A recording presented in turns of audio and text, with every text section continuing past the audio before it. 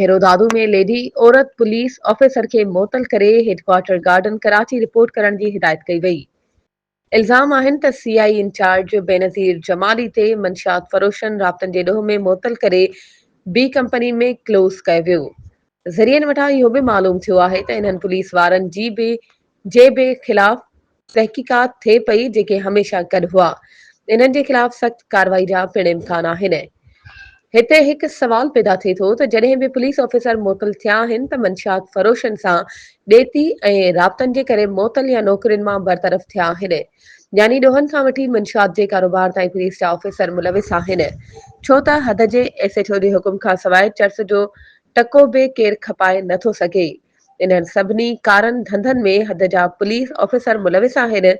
सुजाण धुरिन IG Sindh DIG Hyderabad खां मुतालबो कयो त खुदारा दादू में मंशियात फरोशन सां मिलियल एहलकारनि ख़िलाफ़ कार्रवाई करे दादू जी अवाम जी बेचैनी ख़त्म कई वञे।